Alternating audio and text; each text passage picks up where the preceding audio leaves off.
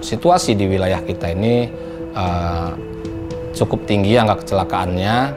Di jumlah dari tahun 2015 itu ada 74 kasus ya. Dan 2016 sampai bulan Desember itu ada 70 kasus ya.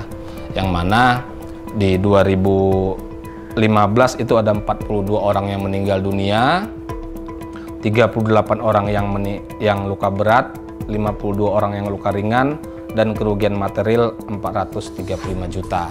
Nah, kalau kita dibandingkan di tahun 2016, untuk kasus celakanya sendiri ada penurunan dari 74 ke 71 kasus, namun fatalitas kecelakaannya yang meningkat dari 42 di tahun 2015 menjadi 54, jadi naik itu untuk kasus laka lantas yang menyebabkan orang meninggal dunia.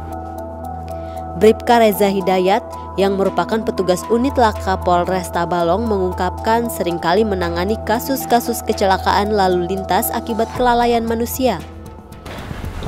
Pekerjaan kami itu amenangani menangani kecelakaan lalu lintas yang ada di jalan raya. Jadi untuk wilayah Polres Tabalong, unit laka Polres Tabalong yang menangani kecelakaan lalu lintas khusus. Walaupun pertama kalau misalnya di wilayah Polsek pertama yang ke TKP, habis itu kita yang melakukan olah TKP-nya. Kebanyakan faktor manusia, faktor kendaraan, faktor lingkungan, jalan. Kalau manusia kan kadang dia kada pakai helm, habis itu melanggar lalu lintas, dimulai dari pelanggaran sepertinya awalnya. Faktor manusianya kadang faktor jalan, kadang dia kan ada yang konsumsi obat-obatan itu kan.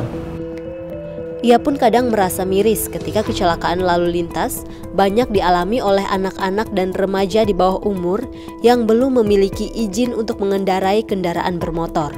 Iya, kadang kejadian kecelakaan meninggal sama-sama meninggal pengendara korbannya itu di bawah umur 15 tahun ke bawah, 14 tahun ke bawah, masih sekolah dasar, SMP paling. Nah, kita kehilangan nyawa anak kita kan karena kendaraan. Ini Mbak, yang jelas kalau di bawah umur kan pasti melanggar, dia kan ada punya surat izin mengendarai kan. Kalau nggak umurnya 17 tahun kan dia belum punya surat izin mengendarai, mengemudi SIM kan. Nah, pertama pelanggaran dari situ. Habis itu di bawah umur, habis itu dia kedua nggak pakai helm. Kalau di luar kota kan rata-rata sekolah pun bisa nggak pakai helm kan. Habis itu ini kadang kebanyakan sekarang obat-obatan, kadang pengaruh obat-obatan. Kebanyakan ya di bawah 17, anak-anak. Habis itu kalau korban yang orang tua itu kan paling pejalan kaki, kadang nyebrang. Kebanyakan yang terjadi kecelakaan itu kendaraan sepeda motor, roda 2.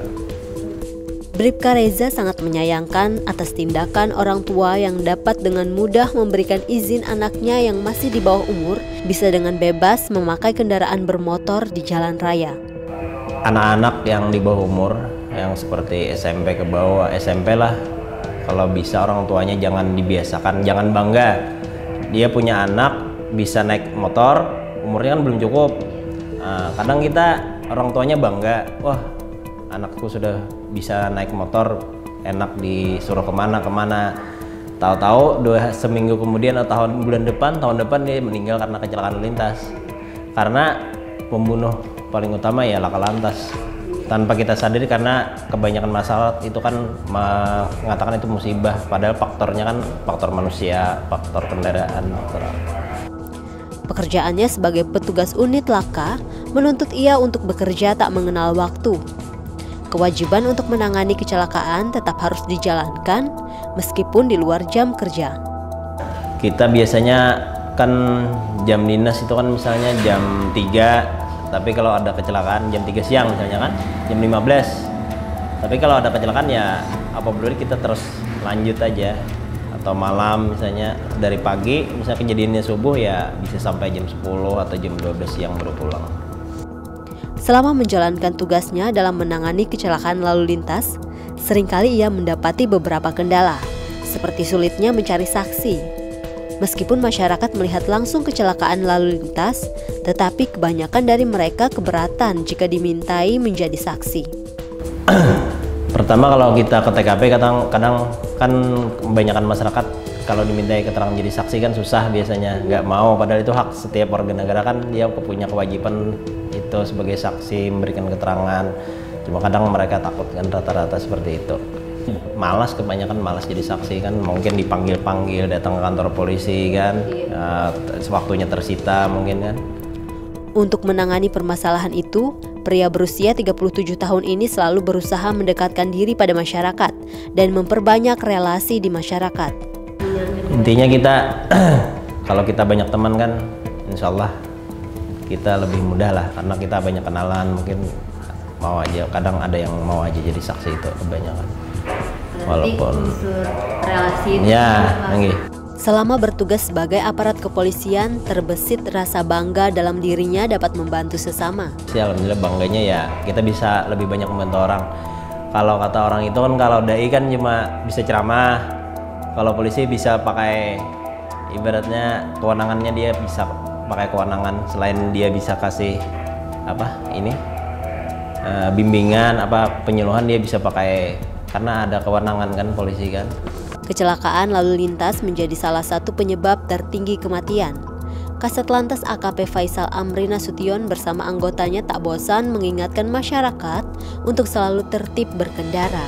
Nah, ini perlu kita sampaikan juga kepada masyarakat, polisi tidak bisa bekerja sendiri dalam hal mengurangi angka kecelakaan, perlu bantuan dari masyarakat juga untuk selalu tertib dalam berkendara, tidak ugal-ugalan, tidak dalam kondisi yang dapat membahayakan, tetap menggunakan helm, berjalanlah di lajurnya, tidak perlu kebut-kebutan dan mengejar waktu. Menurutnya, kesadaran masyarakat akan keselamatan berlalu lintas menjadi kunci utama untuk menurunkan angka kecelakaan lalu lintas.